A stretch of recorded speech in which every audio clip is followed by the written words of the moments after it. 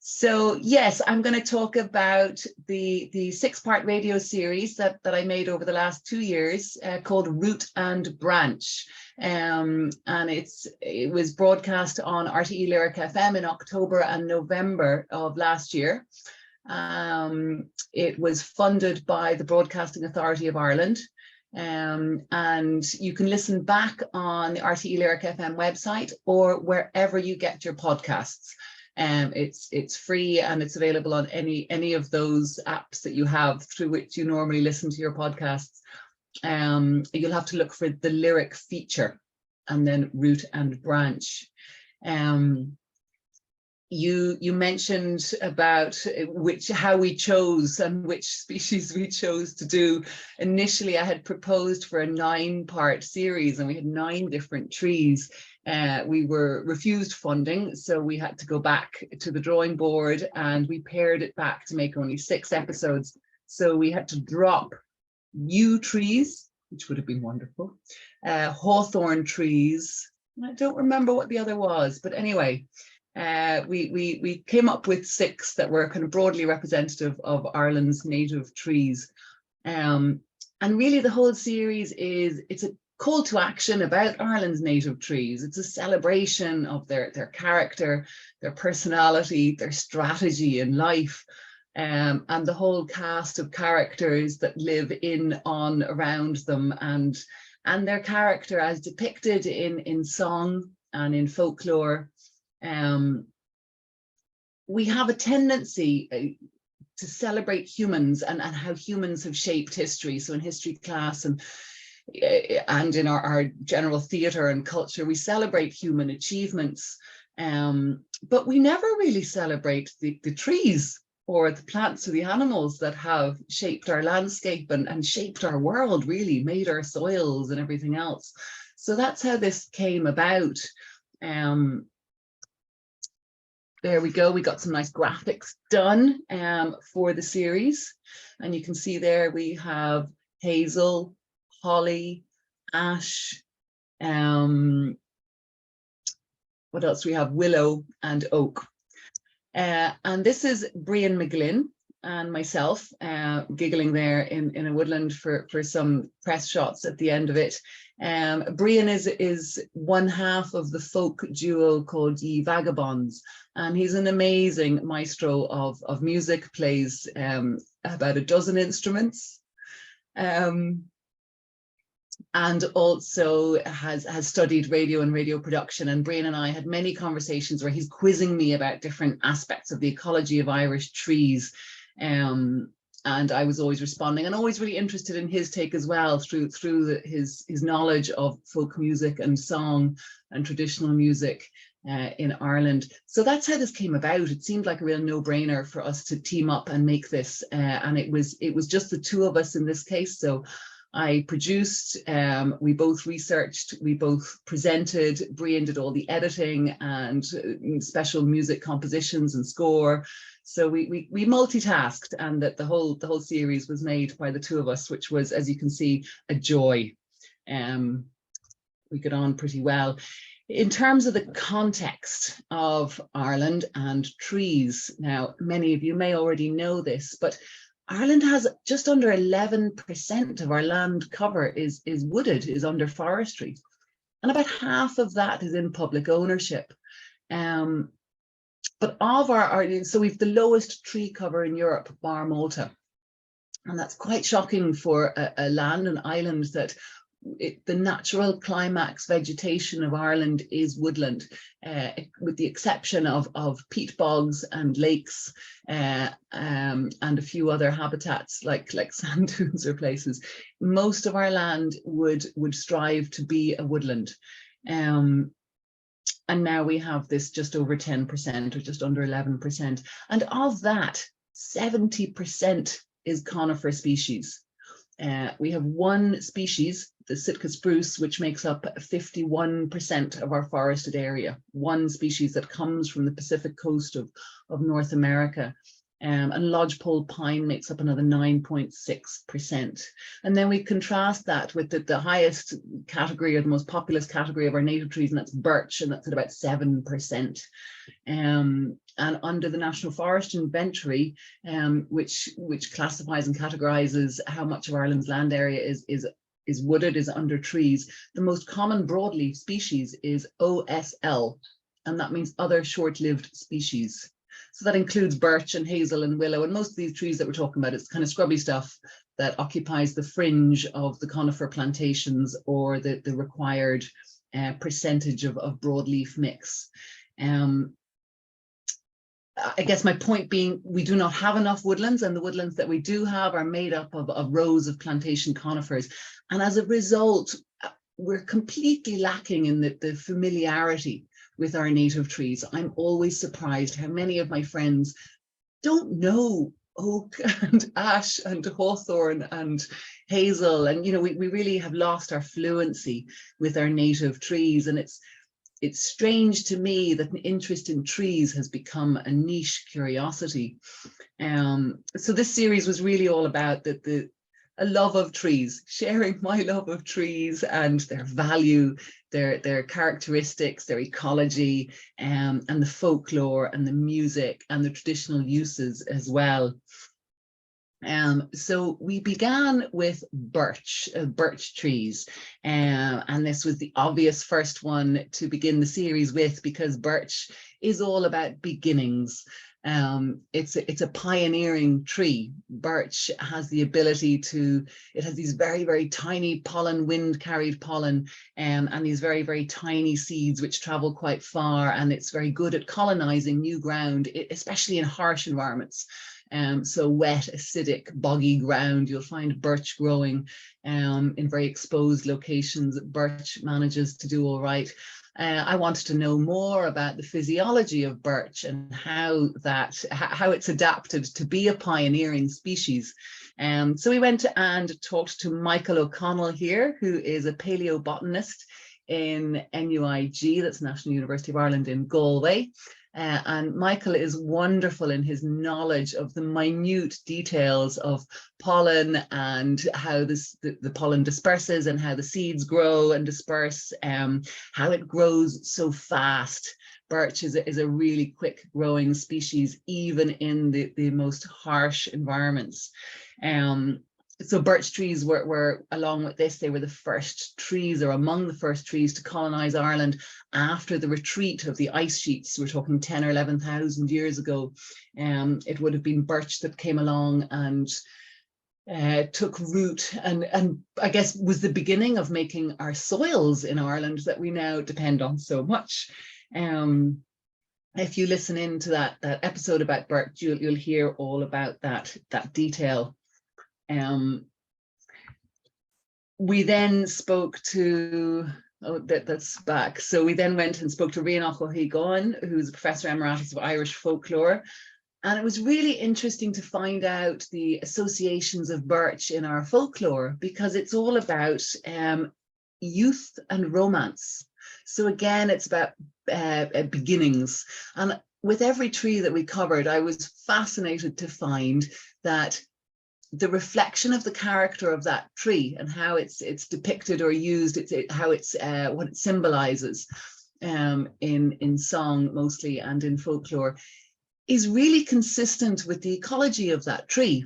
I find that amazing. And then for birch, to kind of skip ahead, we went from our beautiful wanderings in the west of Ireland. We went to the heart of Dublin 8, Cork Street, to the digital hub, which has the lowest, Dublin 8 has the lowest green cover of anywhere in Ireland. And we met this woman here, Catherine Cleary, who has an initiative called the Pocket Forests. And they're planting up, instead of this idea of tree planting in urban areas, they're planting woodlands. So they're planting a mix of native species. They're putting some of the ferns and some of the climbers and all of the other things that you would find in a woodland in there too. So it's more like a pocket forest or a mini woodland than it is like a row of trees in a streetscape. And unfortunately, I don't have a photo of the skip in which they had planted this really lovely native woodland, an enormous battered old discarded skip, which they painted gold and planted woodland in it. But yeah, the conclusion really, or the point of this, is that birch is such a wonderful tree in urban areas. It can cope quite well with, again, the harsh conditions of an urban area. And it is so tall and light and wispy. It doesn't take too much light. It doesn't cast a heavy shade, basically. And it grows very tall and thin. So it doesn't, you know, the canopy is not enormous. It's quite accommodating to pavements, buildings, those kind of things. So it's an ideal urban tree. And I really would love to see more birch planted in our urban areas. So yeah, the whole spectrum for birch. The next species that we did is hazel. And hazel is kind of my favorite tree. I've always had a fondness for hazel. I'm not sure exactly why. It's the kind of dappled light that you get in a hazel woodland, and the scale, it's so small. You know, they're not a big grand tree like an oak with a big trunk. And the way that the hazel rods, you know, the multi-stemmed hazel rods, the bark is almost golden. It has this kind of shimmeriness when the light hits it. So hazel woodlands really are quite special. Here is Brían, not looking delighted, but he is in a beautiful hazel woodland, and you can see the multi-stemmed nature of hazel trees there. I'm gonna get rid of this little thing. Yeah, there we go. Okay. And hazel has associations with time. These are the kind of folk associations, or its character and knowledge. Everybody knows about the hazels, the 9 hazel trees growing around the well in the spring, which the salmon of knowledge ate some of these hazelnuts to acquire its knowledge, which it then passed on inadvertently to Fionn McCool. So there is this association of hazel with wisdom and knowledge and time. And that's quite interesting as well, because hazel is a tree that is ageless. It keeps growing. It has all these little sun shoots around the edge of the bowl. And as the inner bowls die, they age and they die off, there's continually new shoots coming up and growing and taking their place. So if you go to one hazel tree, it's almost impossible to age it. It could be there for hundreds and hundreds and hundreds of years in terms of the rootstock and the base of the tree. And hazel was once such a common tree across Ireland that the Irish word is cull, and the Irish word for woods is quill. So it's such a common tree that it's actually given us our name for woodlands in Ireland. And it was extremely useful to our ancestors. Yeah, where's the next one? Why is that not happening? My screen has frozen.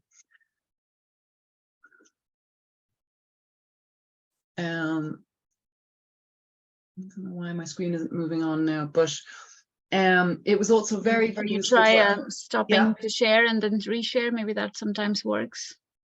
Sometimes that happens. The joys of technology.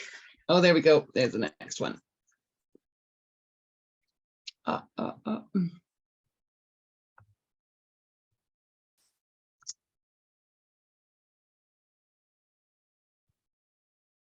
So sorry, now I have to reshare again. Share screen.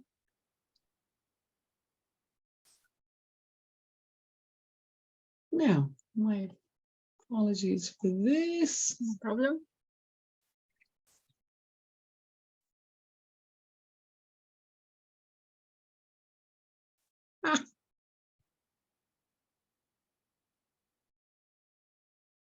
Kind of freezing up. This isn't good, is it?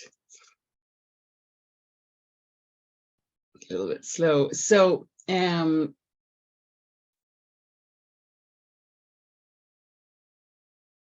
sorry about this, guys. No problem. Hazel was really, really useful to our ancestors. So even the earliest hunter-gatherers, Mesolithic people living in Ireland, the first people living in Ireland, they would have gathered up hazel rods and used them for buildings, for fish traps, for pretty much everything. And they knew how to manage hazel in such a way as to make it regenerate, the kind of approaches that we would now call coppicing. And there is a lot of archaeological evidence to show how they were managing these hazel woodlands. And this is an early medieval roundhouse. It's based on an 8th century medieval roundhouse. And this is a reconstruction of this roundhouse made by the UCD Centre for Experimental Archaeology and Material Culture. And this here is Professor Aidan O'Sullivan, who we interviewed. And he told us all about hazel and its uses throughout history in Ireland. And we got to see this amazing house in construction. And it looks like an upside down basket. It was the most beautiful organic structure, and it was strong. Like, here's a guy up on the roof hacking away on things. There were several people climbing up on the roof, and it was very, very sturdy. And really interesting how Brían, with his artistic and poetic approach, came up with. So Brían wrote a song especially for each episode, based on what we learned as we did the interviews, and we went around and found out all about each tree. And his song for the hazel episode was about the wandering hazel weavers and how they would have traveled the country with their knowledge, or at least their locality, of when to harvest the hazels and not coming back for 8 or 10 or 15 years, whatever it might be, to harvest that plot again. And they would have brought their skill from I could say townland to townland, or they weren't called townlands then, but in terms of building. And there was something quite democratic about this skill. Most people had these kind of skills. It isn't hugely technical, and hazel houses would have been rebuilt after about 20 years or so. So it wasn't that kind of that difficulty that we have now in building houses. Anyway, you can hear more about that in the episode. And I then also went to visit a hazel woodland in the Burren. I absolutely adore the hazel woodlands in the Burren, and that is me there recording some of the soundscapes and stepping back so that I didn't crack any twigs while the Zoom recorder was going. And so each episode has a lot of kind of background of the atmosphere of these habitats and these woodland types. And when I was in the Burren, I interviewed an ecologist called Maria Long, and she works with the National Parks and Wildlife Service, and gave me a really amazing insight into all of the different creatures and fungi and lichens, like the little script lichen that grow on the bark of hazel trees. Hazel glue fungus was a new one to me. There's a particular type of fungus that kind of catches the falling hazel twigs mid-air. And starts to decompose them before they've hit the ground. So they're kind of getting ahead of the competition. Maria's interview was wonderful. It was so difficult to pare that down to about 7 minutes. We could have had a half an hour of many of the interviews that we did. And she again talked about this continuity and how you can see here in the photo some of the very small rods and some of the bigger rods, how hazel continually renews itself.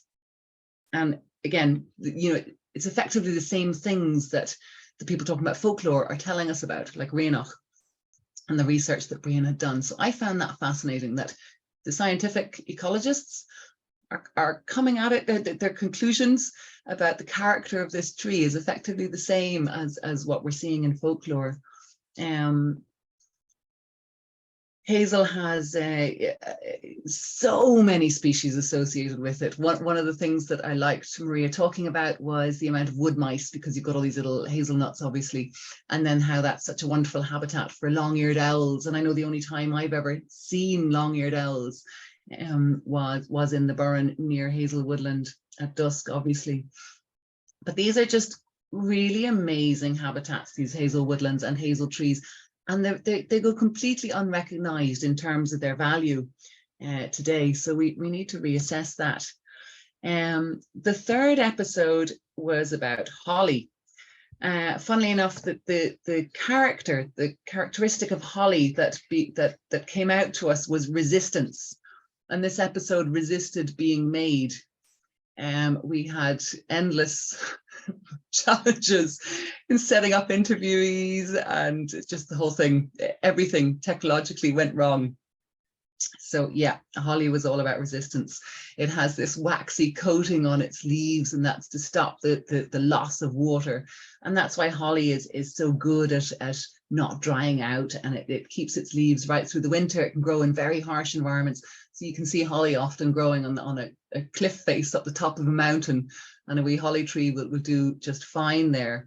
It's an amazing ability to withstand really the harshest conditions. I associate it with rocky upland places, but I mean, holly grows really well as an understory tree as well in all kinds of deciduous woodlands. It can cope quite well with the shade, and it grows in all kinds of soils.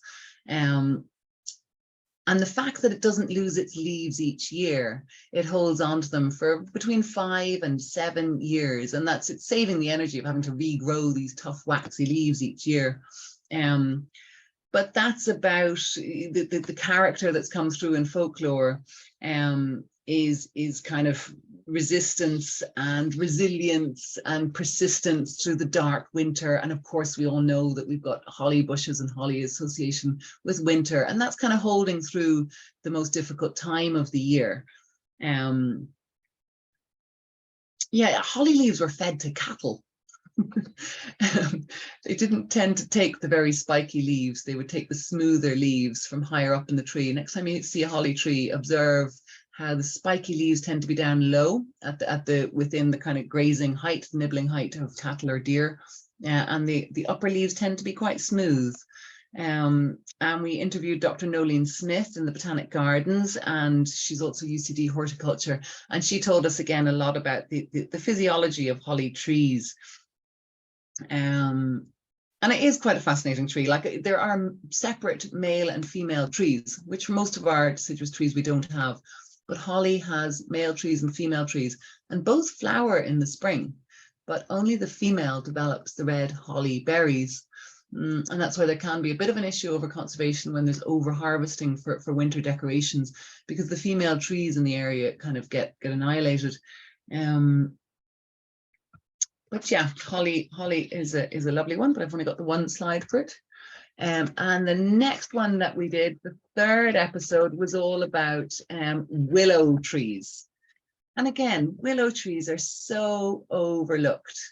It's the Sally or the Sailach in Irish. And Willow, the character of Willow in folklore, was all about restoration and renewal. And again, in ecology, willow has the ability to grow in very wet ground. It is quick growing, and it has these long straight rods. I'm sure everybody here knows that if you take a cutting of willow or a willow rod and stick it in the ground, it'll sprout and grow. It's amazing how it's so good at renewing itself. And here we are interviewing a master basket maker, Joe Hogan, in Loch Nafui in Connemara. And Joe is the most incredible craftsman and artist, and he brought us out to see his willow beds. And it was really fascinating to hear him talk about all the different varieties of willow, because each would have a slightly different colouring of bark. Some are quite red, some are very purple, some are a deep brown, some are a greyish colour.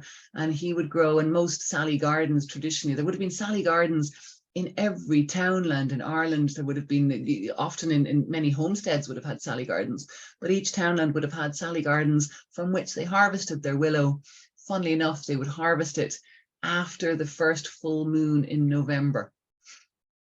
And I think that's something to do with the sap being down and the tree being able to cope with being cut. So yeah, Joe's stories of the traditions around basket making in Ireland were really, really wonderful. And his story of how he came to be a basket maker as well. And really interesting reflections on sustainability, renewal, how baskets were I mean, the Sally Gardens, for start, support a lot of wildlife. They were harvested, they were used to weave baskets in the winter time when it would get dark early and there's not maybe that much else to do. And you'd have baskets for lobster pots, for gathering up your potatoes, for draining, for sieving, for carrying. A lot of the functions that we now would have cardboard boxes or plastic containers for would have been willow and baskets. Brían wrote a really beautiful song around willow, focusing on the characteristics of it being bright and energetic. And it sure is energetic when you see how much it grows each year, and the moon. And then I went and interviewed somebody called Professor Jane Stout, who some of you might know. She's brilliant. She's a professor in Trinity College Dublin, who specializes in the interactions between plants and animals, a lot of which is pollinators and pollination, but really insects and their dependence on trees, and the two-way interactions between insects and trees. And she spoke about the catkins. So, you know, willow gets these catkins. Some of the species of willow, the pussy willow, gets this gorgeous yellowy, fluffy catkin from about February and March, or really early in the spring. And they're laden with pollen. And pollen is very rich in protein. So the early emerging queen bumblebees, they like to gather up this pollen because it's nutritious. And the solitary bees as well. We have 100 different species of bee, native bee in Ireland. People tend to think of honeybees just, but we have 100 species, and many of those bees depend on willow early in the year, because it has so much pollen in the catkins. And then, of course, the insects are the food for the birds who come along and need their protein-rich sustenance. Joe had some really beautiful reflections on, so sorry, there's some of the different willow that's harvested, and you can see all the different colors in it. And here is Brían and Joe's workshop up in Lough na Fui, and there's one of the baskets, and you can see the use of color of the different types of willow that we had seen in his Sally garden is really quite beautiful. It's quite phenomenal. But Joe talked at the end about our place in the world. He started weaving these little baskets that are not functional. They're kind of more like birds' nests. And I guess reflecting on the reciprocal relationship between ourselves and willow. And then I brought in more about the role of willow in ecological restoration. So now it's being used to rehabilitate a lot of very toxic disturbed sites. And also for biofiltration, for sewerage and wastewater, we can use willow to help filter out the nutrients from nutrient-rich water like sewage. And then there's a lot of willow. You'll often see willow growing along riverbanks, and there's more and more rivers trusts up and down the country who are planting willow into riverbanks to stabilize them, because as the climate is getting more unstable and we're having more floods and heavy precipitation events, riverbanks are having to cope with more water in more volume in a short space of time. We're getting more and more bank erosion, and willow is something that helps to stabilize those banks from erosion. So willow really, there's a lot about the past uses and the future uses as well, and back to the idea of restoration and renewal, which was the main characteristic that we drew from willow. So after willow, we covered ash trees. Now everybody's going to be familiar with ash trees because it's our most common hedgerow tree. But yeah, about 80% of our hedgerows have ash trees in them. I've done a lot of hedgerow surveying up and down Ireland and counting how many species of tree there were and what the abundance of each was. And ash comes up time and time again. And it has these quite, the leaves are quite wispy again. They don't cast as heavy a shade as other species, let's say like sycamore, which means that the hedgerow underneath can grow well. So they don't shade out the hawthorn and the other hedgerow shrubs. So it's really an ideal hedgerow tree. And if you go out now in the coming weeks, you'll see the black buds on the tips. The leaf buds are black before they open up, and that's how you can identify ash trees before they come into leaf. But my fascination with ash trees and hedgerows is bats. I want to know more about bats and how much they use trees, because I know that bats use hedgerows as routes to commute through the landscape. So here's a couple of our different native species of bat. And in the bottom right, there's a little moth.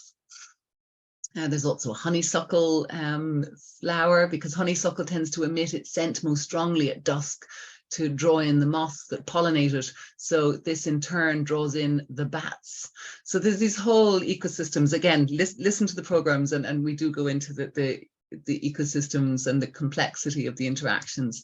But we went out with Dr. Tina Ochney here, and what you can see on the left-hand side is a bat detector. I don't know if many of you have seen a bat detector or heard bat sounds. I have, and it's always been something I've been fascinated by, the sounds that bats make when you translate it through a bat detector. But Brían hadn't, and as a musician and a sound recordist, his mind was blown by the patterns of noise that the bats make through the detector.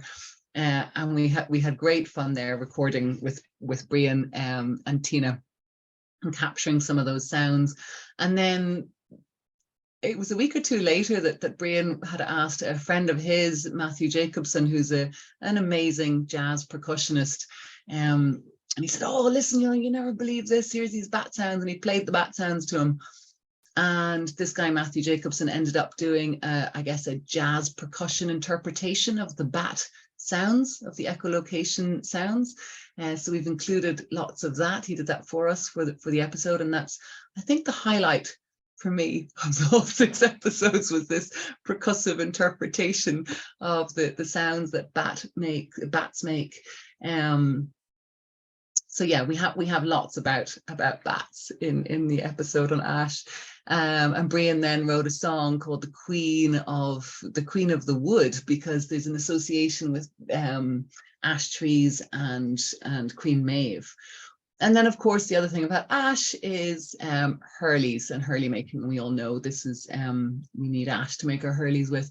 This is a carpenter called Fergus de Bruin, who was a hurler, a Cork hurler, and a woodworker, and was making hurleys until, well, you'll have to listen, because we are kind of running short in time, aren't we? You'll have to listen to hear his story of harvesting ash and how he became upset seeing the damage caused by the harvesting.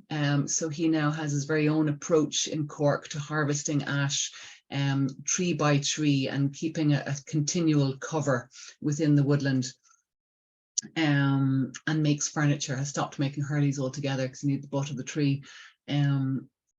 But yeah, the characteristics of ash that we pulled out from both the folklore and the ecology is the flexibility, because ash wood is very flexible, so it's used in carriages and everything. It has this, and that's why it's used in hurleys too, harmony and flexibility. But we can't talk about ash without talking about ash dieback disease. Here's a tree where you can see the ends. It's right in the middle of the summer. The ends are leafless. And ash dieback, for those of you that don't know, is going to kill the vast majority of our ash trees. Only 1 or 2 out of every 10 ash trees will survive it. And this is going to have the most enormous impacts on wildlife, on water quality, on climate and carbon, and on landscape. If we think of the ash trees in our hedgerows, and how the hedgerows give the illusion of Ireland being far more wooded than it is. Excuse me. So really, in the episode on ash, it made us think a lot about time and the passing of time, and our human timescales versus the timescale of an ash tree, which, 3 or 4 generations of ash tree will span a whole millennium, and how we need to start thinking on those timescales if we're going to deal with biodiversity collapse, climate breakdown, and the more immediate, not more immediate, but the issue of ash dieback. We're going to have to think about how to replace those ash trees and what species to replace them with. The last tree that we covered was the oak tree. And again, you know, the king, the mighty oak, kind of the opposite of the pioneering birch, in that they're very slow growing and very long lived. And I'm sure lots of you will have heard recently about the Irish rainforests, or oceanic oak woodlands, or temperate rainforests. So we went to visit a place called Derry Clare Woods. No, this is not. So this is Jeremy Turkington, who works with the Irish Seed Savers Association in Clare. And they have gone to this massive tree called the Brían Mc Gloinn oak, which is near the shores of Lough Derg in County Clare. And it's a tree that was reputed to be a young tree at the time of Brian Boru, one of the High Kings of Ireland. And I have been to this tree many times. It's a massive, massive tree. And Jeremy and somebody else, I think it was Ted Cook or somebody, spotted that it was a mast year was coming. I am kind of out of time, but a mast year is this amazing thing where a tree, all the trees in a whole area will coordinate with each other to produce a surplus of acorns. It's a way of kind of tricking the jays, which are the type of bird, and the squirrels out of taking all their acorns. So every few years, there's a guaranteed surplus of acorns, which means that there will be regeneration and renewal for more oak saplings for the continuity. You can hear about that on the episode.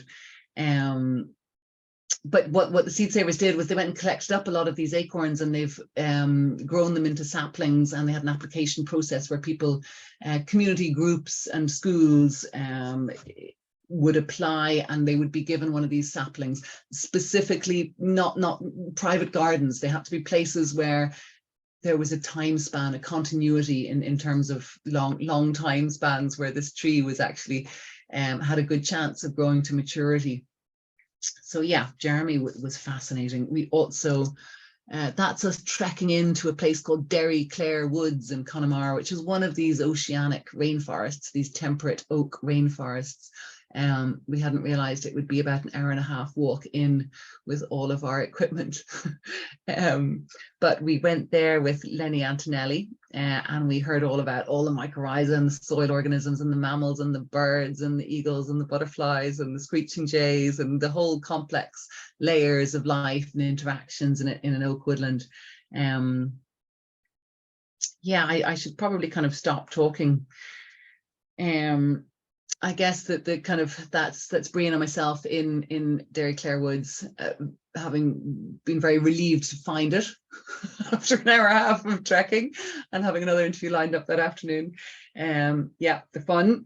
But I guess our conclusion really is that trees are not a collection of individuals, that there's so many interactions between the different species of trees, the trees and the fungi and the lichens and the soil organisms and the bird life.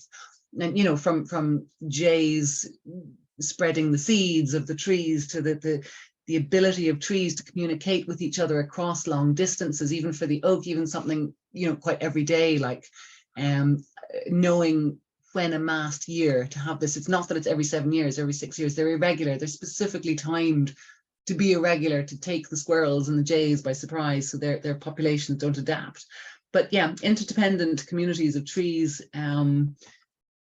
They're not individuals. They work together, and there's wisdom. There is so much we are just only learning about our trees, how they live, how they work, how they function, how they operate, and there is so much we need to learn and can learn from our trees. And yeah, time. The idea of Brían's song to close out the whole series was the song of the oak, and he talks about the little saplings and, you know, what the Brían Mc Gloinn oak has seen and what these little saplings will see, and will they still hear the word dar? Will they still hear the language? What will they witness over the next maybe 800 years or more of their life when they grow? Yeah, we really need to overturn our relationship with time and our relationship with trees in Ireland. So that's, I think I'm at my 40 minutes, haven't I? That's a whistle stop tour. If you haven't already heard the series, do listen. I don't get anything extra for you listening more, don't be worrying. But it was a joy to make, and that the musical elements were wonderful as well. So yeah, we have about 15 minutes, I think, for questions. Yeah, thank you very much, Anja. That was really lovely, capturing the essence of what your series was about, and thanks for giving us the highlights of it. Certainly, for anyone who hasn't listened to it, we encourage you to go to RT Lyric FM and listen back to the series. Anja, anyone who is listening tonight, if you have any questions for Anja, or even any comments or any stories of your own, please feel free to share them using the Q&A button or the chat button. I have a question of my own, Anja. I know you talked about looking at these trees from various angles, and you have possibly come across all kinds of folklore and stories associated with these trees. Is there any particular story that stands out to you in terms of its resonance for our contemporary lives, or for our lives today? Is there anything that that stands out in your mind of all that you learned? In terms of folklore, no, I think that the idea of the spanning of time for me stuck out, and how I think that our ancestors had more of an idea of that. So I know that when we looked at the hazel trees, and how carefully managed hazel woods were, and we're talking thousands and thousands of years ago, and they had a sense of that continuity and that dependence, our dependence on hazel trees, and that's kind of echoed through in folklore. That idea with hazel of continuity and a kind of everlasting, what would you say? It's not everlasting life, but like, yeah, the knowledge and the wisdom that comes from hazel. Now, I also wonder, is it because of the protein, and that's, like we now know, good for our brain, and the salmon. But I think they had more of a sense. You would think about these things more when you're so dependent on them, and your life is so intertwined with those trees and the character of the wood and the trees and where they grow and how they grow and what depends on them. And yeah, time. Yeah, it's fascinating, and I really like the idea of you know, looking at these trees as personalities, because I think we miss that when we look at them purely from the point of view of identification, or, you know, looking at their sort of biological characteristics and giving them a personality probably brings us back to kind of the emotional connection to the trees that we need to have. I think not just to trees, but to all of the nature around us. I think it's a valuable, there's value in that, that's been overlooked. Yeah, and I didn't actually know that going in. I didn't know that, you know, when Brían went and did his deep dive research into the character in terms of folklore and song, that we would come back with the same things that I had come up with in my deep dive into the ecology of that tree, which shows that there was a deeper understanding of the characteristics of each tree species. Fantastic. I'll just read out a couple of the questions that have come in. Peter Wise has asked, is there a good Android app for tree recognition? I do not know. I don't like using those apps, Peter. There probably is. I feel that we look at our screen, we look at a phone screen instead of looking at the tree when we do that. And we don't kind of observe them closely. So yeah, I'm not the person to answer. I'm sorry. Sharon Parr has said a good lens is a start. I have to admit, I love knowing the names, and I know it's just a start, but if there's something that satisfies my ego, if I'm able to name something. But I use an app called Picture This, and it seems to work for me, even if you hold it. If you take a picture of a leaf, and even if it's a bare branch, it seems to identify quite accurately. Really? What. Oh, sorry, Sharon says no. Google Lens is an app. Sorry. So Peter, there's your answer. Try the app called Google Lens. Google Lens or Picture This. I'm going to make a note of these as well. Yeah. Thank you, Sharon. And speaking of Sharon, we must say, and Hazel Woodland, we have a lovely webinar with Sharon Parr on appreciating hazel in the Burren for anyone who is interested in knowing more about hazel and its place in the Burren. Please, I recommend that webinar on our YouTube channel. An anonymous question: it's a pity that the hawthorn could not have been included in your series. Surely it would have had so much related folklore. Yes. So as anonymous attendee, I'm not sure if you were here at the beginning of the talk where I did say that we had initially applied, we tried to do 9 and we weren't funded. So we had to pare it back to 6 and hawthorn got dropped off the list along with you and another one that I don't remember. But yes, I mean, I love hawthorn. I would have really loved to do hawthorn. But yeah, we could only do 6. So yes, I agree. What a shame it was. Hopefully there'll be a second series, Anja, in which you can cover trees like that and the burren pine, hopefully, which is special to us here. John McCullough has asked, is there any way of counteracting ash dieback? Not that I'm aware of, and I have spoken to lots of people about it. It seems to affect, it does what was described to me as like the opposite of COVID. It affects the younger trees more severely. The older, more established, mature trees seem to have some resistance, but no, about 1 in 10 trees will survive,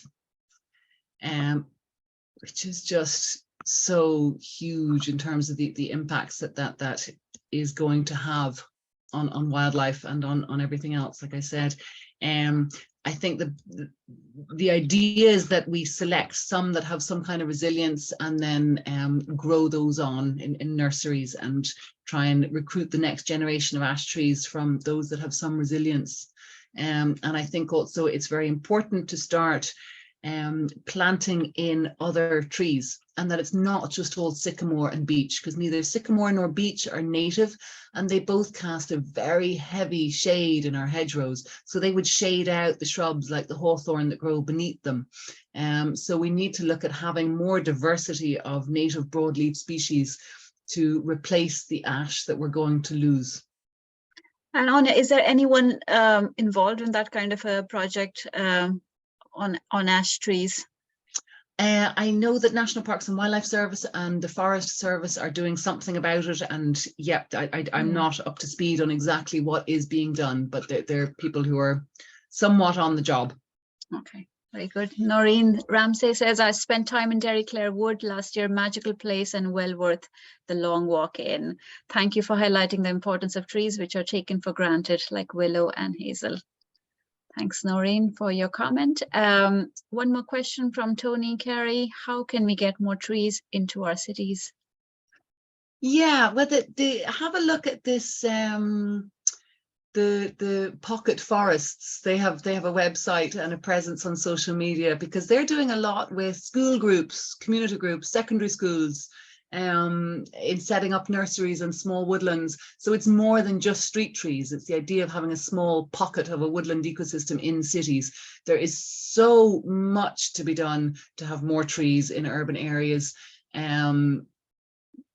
Yeah, we have a dearth of trees in the city, and it's just about convenience. People are worried that a tree might fall, that people often don't like that trees have leaves that fall off in the autumn and make a squelchy, muddy mess on the pavement. And there's this incredible reluctance to bring trees into urban areas. It's quite amazing, even though we know so much scientifically about the health benefits, how they filter out small sticky particles of all sorts of things, dust and smog and fumes, and are massively beneficial for our physical health, and then also massively beneficial for our mental health in terms of having that dappled light, bird song, fruits in the autumn.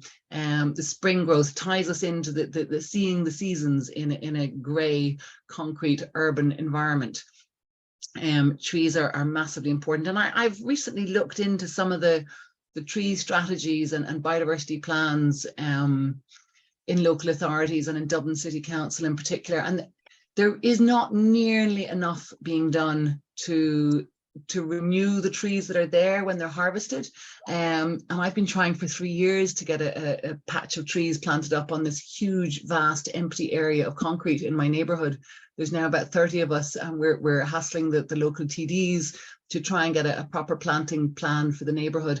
I think that that's the way to do it, is through the TDs, because the local council has to be on board. And if the council are inclined against it, like thinking that trees are a liability, they're hassle and they're dirty and they're difficult, we have to turn that around by getting locally elected representatives aware that we would like more trees in our urban environments, and do it and push for it and push the plans through and create the vision.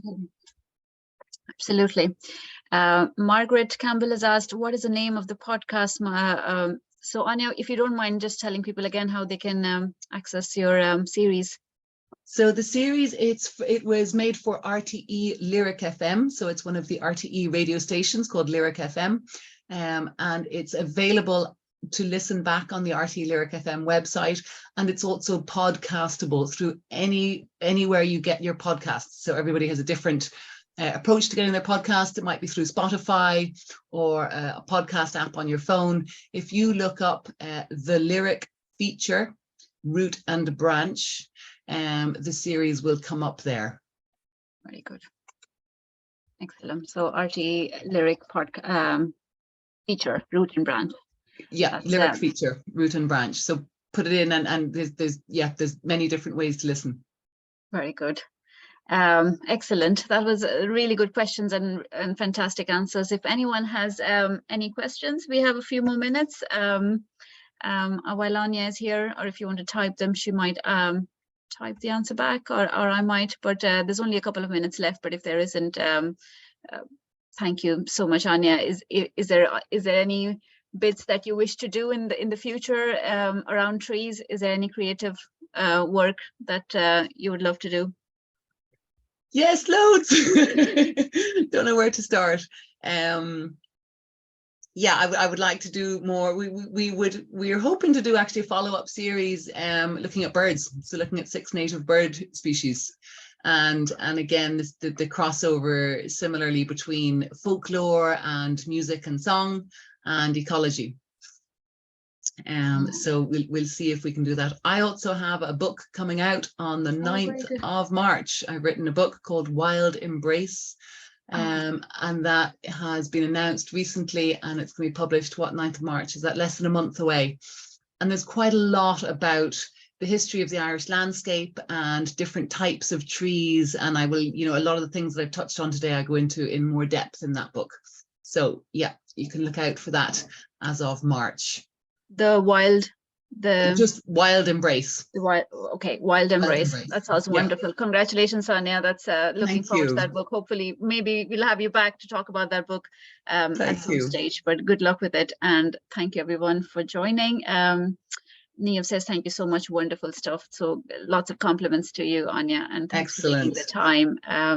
And we'll see you at this time next month for another webinar, which is going to be on the archaeology of a local area called Uchtmama in the Burren. So looking forward to that. Okay, thanks very much, everyone. Excellent. And have a good evening. Thank you very much, Pranjali. No problem.